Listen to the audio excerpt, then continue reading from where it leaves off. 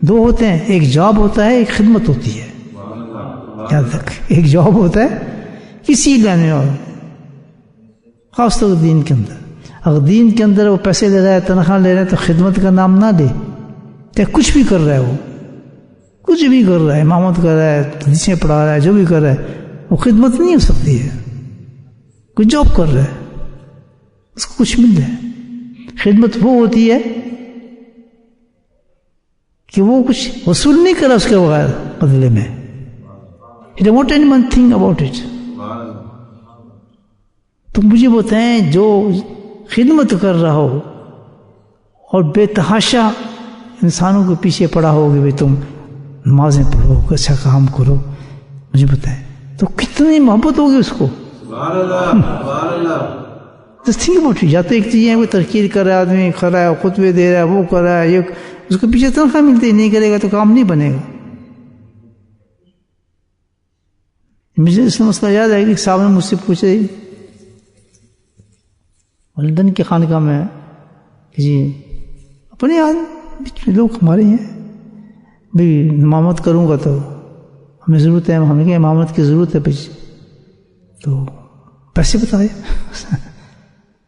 تو کہنے بھی میں پیسے اتنی تنخواہ لوں گا. صحیح ہے، لینا چاہیے الحمدللہ، منع تو نہیں ہے شریعت میں کہ آپ دین کے معاملے میں کوئی کام کر رہے ہیں اور آپ پیسے وصول کر رہے ہیں، بالکل جائز ہے، یہ ناجائز نہیں ہے. لیکن یہ کیا چیز ہے دوستو، کیا ہے یہ؟ شاباش، سمجھیے میری بات، میں مولانا سمجھتے ہوں. یہ کیا ہے؟ جاب ہے. آپ کیا کہتے ہیں؟ خدمت کر رہے ہیں. سچ ہے جھوٹ ہے؟ تراویح پڑھا رہے ہیں، آپ کیا کریں؟ خدمت کر رہے ہیں، پیسے وصول کر رہے ہیں. یہ جاب ہے یا خدمت ہے؟ شاباش، کرتے وہی ہیں، پتہ سب ہے ہمیں، کرتے وہی ہیں. منع نہیں ہے، میں یہ نہیں کہہ رہا غلط کام کر رہے ہیں، بالکل صحیح کر رہے ہیں الحمدللہ جو کر رہے ہیں. آپ نے انتخاب کیا جاب، کسی ڈاکٹر بنایا، کوئی انجینئر بنایا، کوئی کچھ بنایا، آپ مولانا بن گیا، پیسے کما رہے ہیں. آپ کو ٹھیک ہے، یہ جاب ہے آپ کا، گڈ جاب. لیکن خدمت کا درجہ تو بہت مختلف ہے. خدمت وہ ہوتی ہے جو اللہ کے لیے کی جائے. تنخواہ اس میں ملتی ہے، تنخواہ اس میں ملتی ہے، اور ریال میں نہیں ملتی، پاؤنڈ میں نہیں ملتی. سبحان اللہ، وہ جنت کی کرنسی میں ملے گی آپ کو.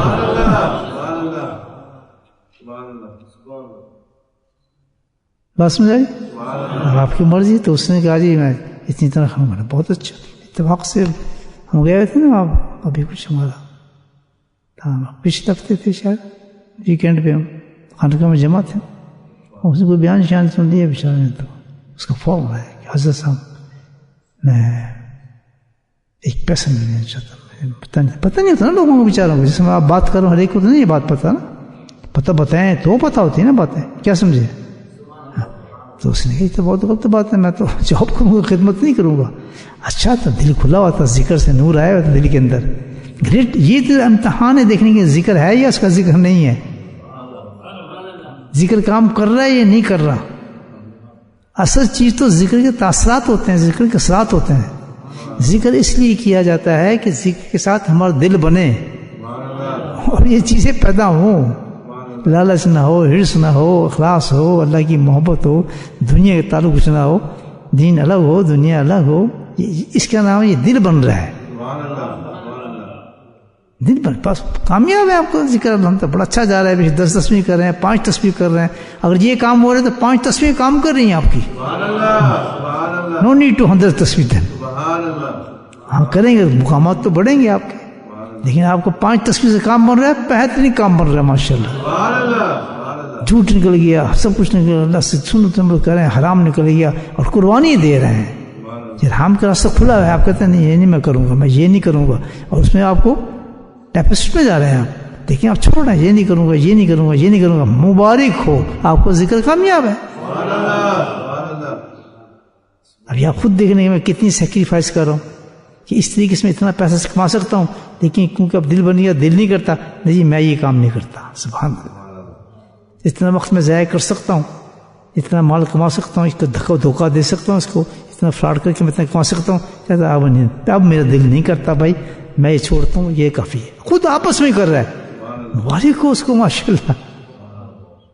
باقی اگر وہ سارے 10 تسبیح ہوتا ہے، ہزار یہ ہو داڑھی لمبی سب کچھ، اور یہ حال ہے اس کا کہ چوری بھی کر رہا ہے، بیمانی جھوٹ بھی بول رہا ہے، پیسے مار رہا ہے، اور دنیا کی موت ختم نہیں ہو رہی، سب سے بڑا فراڈ ہی ہے، سب سے بڑا فراڈ دنیا میں بھی اور آخرت میں بھی۔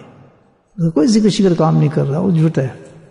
خود اپنا اسیس کیا کریں اپنے آپ کو، میں اپنے آپ کو خود دھوکہ تو نہیں دے رہا، میں کتنی دنیا کی محبت نکلی ہے۔ ذکر کا مطلب ہے دنیا کی محبت نکل جائے، اللہ اور اللہ کے رسول کی محبت آ جائے، کہ علاج ہے جو سب نے کرنا ہے۔ حدیث پڑھاتا ہے اس نے بھی کرنا ہے، سمجھے بھائی؟ جو قرآن پڑھاتا ہے اس نے بھی کرنا ہے۔ ہر ایک کا دل خراب ہے، دل کو صحیح کرنے کے لیے اللہ نے کہا ذکر ضرور کرنا ہے۔ کسی بھی شعبے کے اندر دین کے لگا ہوا ہے وہ شخص، اس کو ذکر لازم ہے، کوئی خاص آدمی کے لیے نہیں ہے، خاص جماعت کے لیے نہیں ہے، یہ کل مسلمین کے لیے ہے کہ جب تک ذکر نہیں کرو گے تمہارا دل صاف نہیں ہوگا تو جو بھی فعل تم دین کا کرو گے، جو بھی دین کی لائن اختیار کرو گے، اس میں ریا ہوگی، فراڈ ہوگا، جھوٹ ہوگا، دکھاوا ہوگا۔ بولے سبحان اللہ۔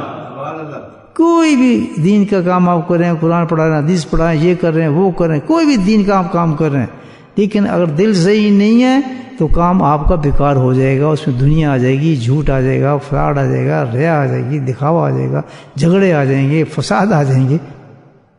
لیکن اس کا ذکر ہے، ذکر سے آپ کا دل بننا شروع ہو جائے گا۔ جب دل بنے گا تو وہی جو فعل آپ دین کے لیے کر رہے ہیں، کام کر رہے ہیں، اس میں نور آنا شروع ہو جائے گا، ہو جائے گا۔ کوئی کام منع نہیں، آپ یہ بھی کر سکتے ہیں، حدیث قرآن پڑھا سکتے ہیں، جو چاہے کریں، دین کا کام جو بھی کرے، لیکن ذکر کو ساتھ لے کے چلیں۔ جسے وہ خاص مسلمان کے لیے، کوئی خاص جماعت کے لیے ذکر نہیں ہے، جیسے حدیث صرف حدیث والوں کے لیے ہے، قرآن صرف قرآن والوں کے لیے ہے، ایسے ہے نا۔ ہر چیز جو مخصوص آدمی کام کر رہے ہیں ان کے لیے وہ کام ہے، وہ کرتے رہے، کوئی رکاوٹ نہیں، لیکن کیا وہ ذکر کے ساتھ کر رہے ہیں، وہ کام نہیں کر رہے؟ بات سمجھ آ رہی؟ تو ذکر اگر دل بن رہا ہے، اور دل بننے کی نشانی کیا ہے کہ حب دنیا ختم ہوتی ہے، حب آخرت آنا شروع ہو جاتی ہے، ہمیں دنیا ختم ہو جاتی ہے، ہمیں آخرت آ جاتی ہے۔ اب ادھر ٹائم ختم ہونا شروع ہو جاتا ہے، ادھر لگتے ہیں 4 گھنٹے 5 گھنٹے 6 8 7 گھنٹے، اور ادھر لگتی ہے پورے گھنٹے، باقی 22 14 15 گھنٹے ادھر پڑھنے شروع ہو گئے، اتنے گھنٹے شروع ہو گئے۔ ماشاءاللہ، ذکر مبارک۔ کیا خوبصورت حدیث ہے، ذہن میں سنا میں آپ کو، کہ جیسے جیو گے ویسے ہی مرو گے۔ سبحان اللہ، کیا خوبصورت حدیث ہے۔ کہ جیسی تمہاری زندگی ہوگی موت ویسے ہی ہوگی، بے نمازی ہوگی تو بے نمازی والی موت ہوگی، بے حیا ہو تو بے حیا والی موت ہوگی، دنیا کے اندر غرق ہو تو دنیا غرق والی موت ہوگی، قارون والی موت ہوگی تمہاری، مال جمع کرتے ہو تو مال جمع کرنے والی موت تمہاری ہوگی۔ یہ حدیث بتا رہا ہوں میں آپ کو، جو سب کچھ کھول کے رکھ دیا اللہ تعالیٰ نے، کہ ہر انسان کو پتا ہے کہ میری موت کیسی ہوگی۔ کہتے تم جان سکتے ہو، اپنے نبی کی اس بات کو جانچو۔ سبحان اللہ، کیسی حدیث؟ کس سے پوچھتے پھرتے ہیں آپ؟ میں صحیح ہوں، جنتی ہوں، دوزخی ہوں؟ خود اپنے سے پوچھ لو۔ اللہ کے نبی فرماتے ہیں کہ جیسی تیری زندگی ہوگی ویسی تیری موت ہوگی۔ خدمت کرے گا تو خدمت والی موت ہوگی، جاب کرے گا تو جاب والی موت ہوگی، مجھ سے محبت کرے گا تو میرے محبت والی موت ہوگی، میری سنتوں کو چھوڑ کے مجھ سے دشمنی کرے گا تو میری دشمن والی موت ہوگی، پردہ اتار کے بے حیا ہوگی تو بے حیا والی موت ہوگی، بے نمازی ہے تو بے نمازی والی موت۔ دنیا کی کوئی طاقت تجھے بچا نہیں سکتی۔ بے نمازی جو ہے بتا دیا اس کی موت کیسی ہوتی ہے۔ 15 عذاب اس اترتے ہیں جو بے نمازی سستی کرتا ہے، چھوڑنے والا تو ہے ہی کافر۔ امام نے کہا یہ کافر ہی ہے، ابو حنیفہ میں تھوڑی نرمی کی ہے اس پر، ختم کرو، ہے ہی کافر ہو تو کفر کی ہے اس نے۔ بڑی بات نہیں ہے کہ امام کا یہ کہہ دینا۔